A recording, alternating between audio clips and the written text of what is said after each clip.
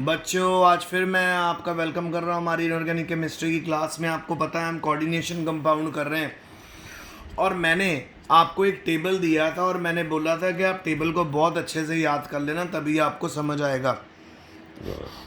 तो I hope कि आप लोगों ने इस टेबल को लर्न कर दिया होगा। तो बेटा, आज मेरे पास कुछ कंपाउंड है, मैं इनकी नेमिंग आपको करके दिखा रहा हूँ, ठीक है। और इसके बाद मैं आपको कुछ होमवर्क में भी कंपाउंड देने वाला हूँ, तो आप बड़े ध्यान से सुनना जो मैं कंपाउंड आपको दिखा रहा हूँ किस तरह से नेमिंग होगी। तो सबसे पहले बेटा, आपको एक बात को याद रखना है कि आपको हर कंपाउंड में मेटल की ऑक्सीडेशन स्टेट निकालनी है।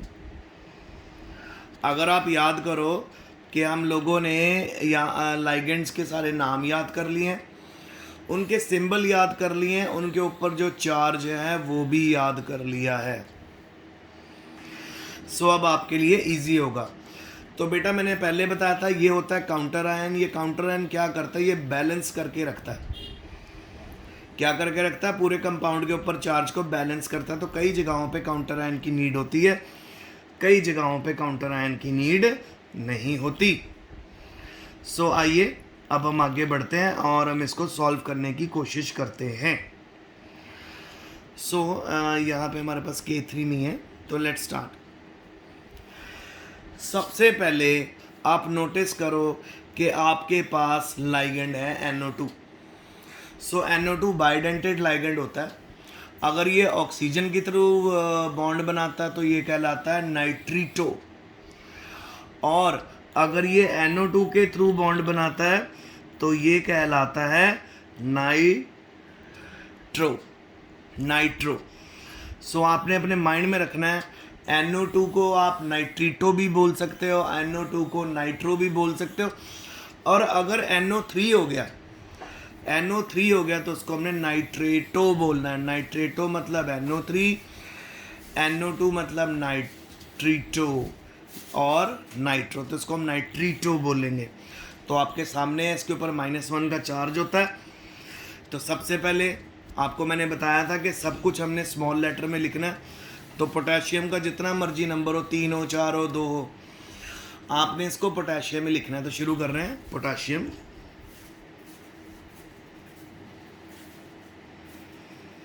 पोटाशियम।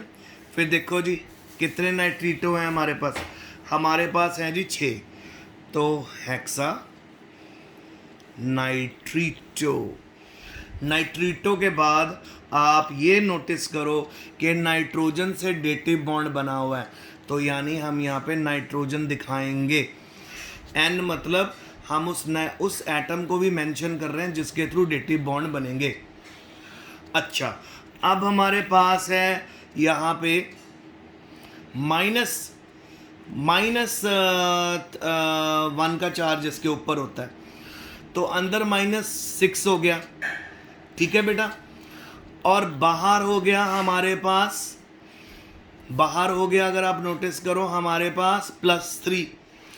तो जब आप माइनस को बाहर निकालोगे सो ऑब्वियसली हमारे पास 6 में से 3 गया, तो ऑक्सीडेशन स्टेट क्या आ जाएगी? 3। अब क्योंकि कोबाल्ट नेगेटिवली चार्ज लाइगेंड से लगा, मैंने पहले आपको बताया था, अगर आपका metal atom negatively charge ligands के साथ अटैच होता है तो हमने मेटल के बाद 8 लगाना है, तो ये बनेगा कोबाल्ट 8। और रोमम नंबर में हम इसकी ऑक्सीडेशन स्टेट डाल देंगे 3।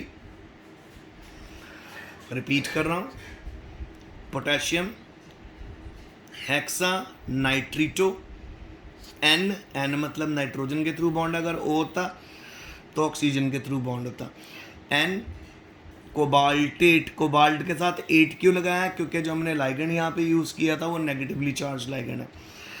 तो सभी कंपाउंड में जहाँ पे नेगेटिवली चार्ज लाइगेंड आएगा, ठीक है, आप लोगों ने 8 वर्ड यूज़ करना है। अगर निकल में आप नोटिस करो नेगेटिवली चार्ज लाइगेंड है निकल के साथ, तो आपने उसको निकलेट बोलना है। अगर आयरन के साथ है तो उसको फेरेट बोलना है, ठीक है। सो पहला समझ आ गया, पोटेशियम, हेक्सा 6 है, यहाँ पे कोऑर्डिनेशन नंबर भी 6 होगा। Hexa nitrito N cobaltate 3। अब अगले को हम करते हैं नेमिंग। अगले में आप नोटिस करो हमारे पास Cl2 भी है, ओके, और हमारे पास यहाँ पे 4 अमोनिया भी हैं। सो बेटा इस पूरे कंपाउंड में बाहर पॉजिटिव का चार्ज है, पूरे कंपाउंड में बाहर प्लस का चार्ज है। अब ये जो यहाँ आपको प्लस का चार्ज दिख रहा है एक, यानी +1 हमारे पास ऑलरेडी बाहर है। अब हमारे पास Cl के ऊपर है -2 -1, तो यहाँ -2 अंदर चार्ज हो गया।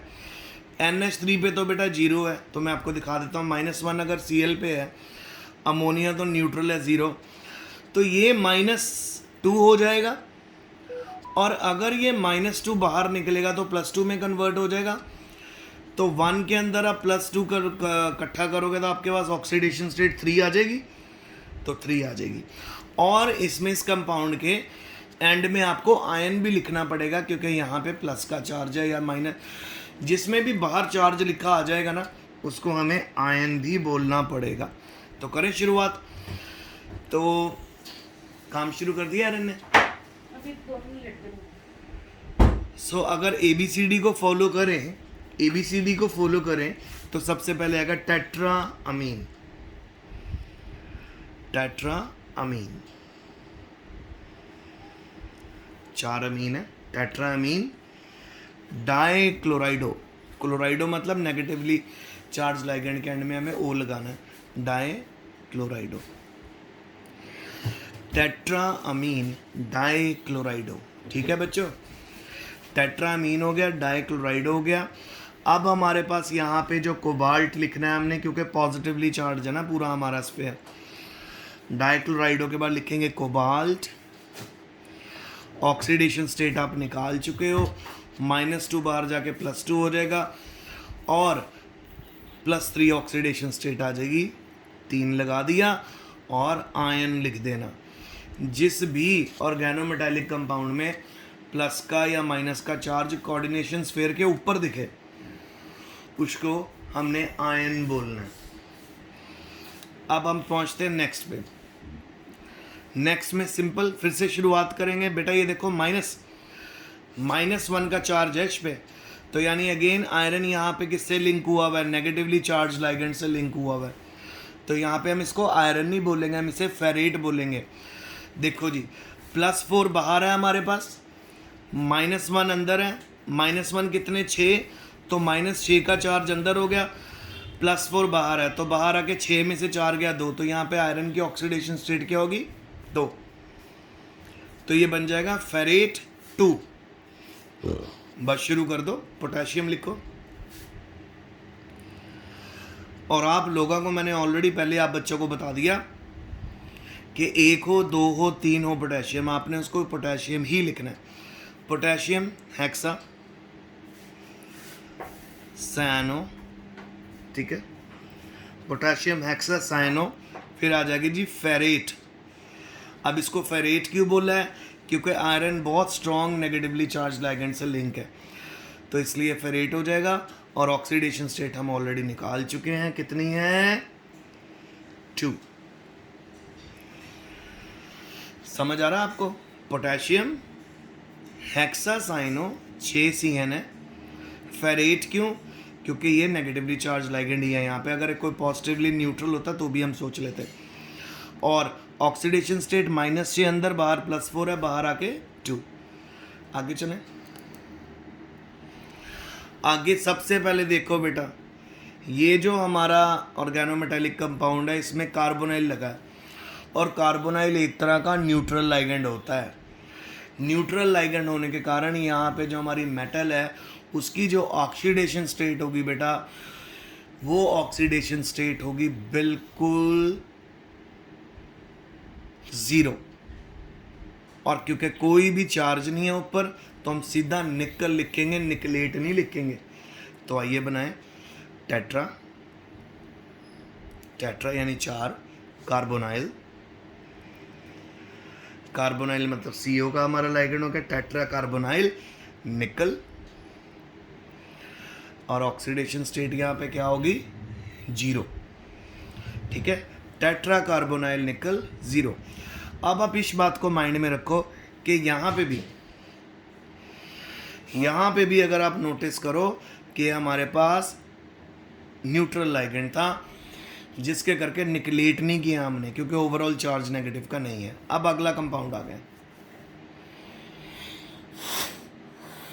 अगले कंपाउंड के बारे में आपको पहले बताना चाहूँगा, यहाँ पे आप निकलेट लिखने वाले हो। क्यों निकलेट लिखने वाले हो? क्योंकि ऑलरेडी इस कंपाउंड के ऊपर -2 का चार्ज है। निकलेट भी लिखोगे, उसकी ऑक्सीडेशन स्टेट भी बताओगे और साथ में आयन भी लिखोगे।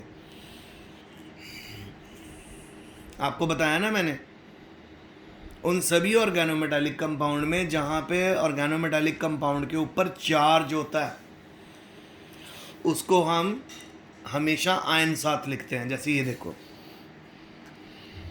ये वाला हमने सॉल्व किया था, यहाँ पे प्लस का चार्ज है इसलिए हम इसको क्या लिखेंगे? आयन। अब ये वाले पे -2 का चार्ज है, इसको हम क्या लिखेंगे? आयन। तो आइए अब इसको बनाते हैं।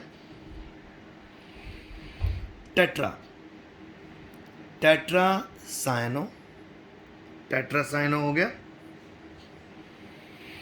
निकलेट NiCK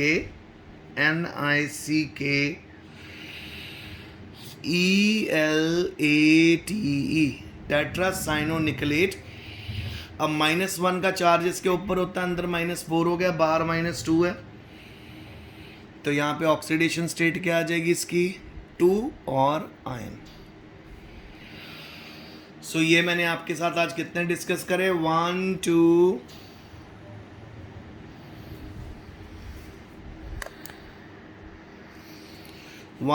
3 4 एंड 5। फिर से देखो, पोटेशियम हेक्सासाइनो नाइट्रेटो एन कोबाल्टेट 3 नेगेटिवली चार्ज लाइगेंड था। Tetra ammine dichlorido cobalt 2 ion, ठीक है। यहाँ पे कोबाल्ट क्यों लिखा मैंने? क्योंकि यहाँ पे पॉजिटिवली चार्ज लाइगेंड है, पॉजिटिवली चार्ज स्फीयर है। जब भी नेगेटिवली चार्ज स्फीयर होगा उसमें आप लोगों को 8 लगाना पड़ेगा, ठीक है, मेटल के साथ। अब ये आ गया हमारा पोटेशियम हेक्सासाइनो फेरेट 2। फेरेट क्यों? क्योंकि यहाँ पे नेगेटिवली चार्ज लाइगेंड है। इसी तरह निकल कार्बोनाइल में हम लोगों ने नोटिस किया कि कार्बोनाइल तो न्यूट्रल लाइगेंड होता है, तो टेट्रा कार्बोनाइल, यहाँ पे निकल की ऑक्सीडेशन स्टेट क्या होगी? 0। फिर है जी लास्ट, ये हमारा -2 चार्ज आ गया, यानी ये आयन वाला बन गया हमारा, और यहाँ पे निकलेट हो जाएगा टेट्रासाइनो निकलेट 2 आयन। सो बेटा जल्दी हम गूगल मीट ऐप पे भी मिलने वाले हैं, तो आपको मैं लाइव सॉल्व करके दिखाऊंगा। तब तक मैं आपको 4 या 5 कंपाउंड भेज रहा हूँ होमवर्क में, आप उनको खुद सॉल्व करके देखो। अगर आपसे सॉल्व नहीं हो गए, नो प्रॉब्लम, तो जब मैं आपकी ऑनलाइन क्लास शुरू करूँगा मीट की, तो उसके अंदर सबसे पहले मैं उन्हीं को सॉल्व करूँगा जो मैंने आपको होमवर्क में करने के लिए दिए हैं। सो बेटा मेहनत से काम करो। एक बात आपने नोटिस करनी है जो बताने वाली है, कि अगर माइनस का चार्ज आता है पूरे कंपाउंड के ऊपर, तो मेटल को 8 लगा देना। कोबाल्ट 8, फेरेट, निकलेट,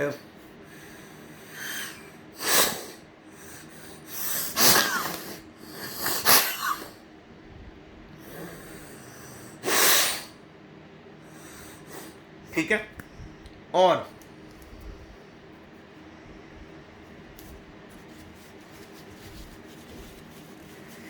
जो इम्पोर्टेंट बात आपने माइंड में रखनी है वो ये रखनी है कि जब भी आपके सामने या तो आपके ऑर्गेनोमेटालिक कंपाउंड में कोऑर्डिनेशन स्फीयर के ऊपर प्लस का चार्ज हो या माइनस का चार्ज हो, जब आप अपना मॉलिक्यूल एंड करोगे, जब आप नेमिंग एंड करोगे, तो आयन जरूर लिखना।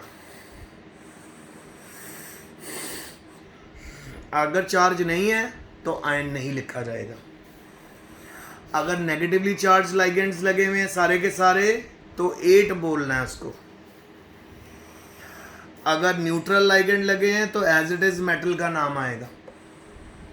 जैसे हमारे पास यहाँ पे कार्बोनाइल न्यूट्रल लाइगेंड था, ठीक है, मेटल के साथ उसका बॉन्ड बना, तो यहाँ पे सीधा हमने निकल लिखा, निकलेट नहीं लिखा, और चार्ज भी क्या है 0, और आयन भी साथ में लिखना। तो जब जब इन यहाँ पे चार्ज आपको दिखेगा, कोऑर्डिनेशन स्फीयर के ऊपर चार्ज आपको दिखेगा, तो आपने उसको 8 बोलना है। अगर कोऑर्डिनेशन स्फीयर के ऊपर चार्ज नहीं है तो 8 नहीं लिखना, सॉरी आयन नहीं लिखना, आयन नहीं लिखना।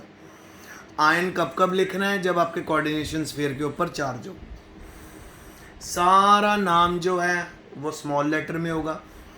काउंटर आयन अगर पहले है तो पहले नाम आ जाएगा उसका, अगर बाद में तो बाद में नाम आ जाएगा।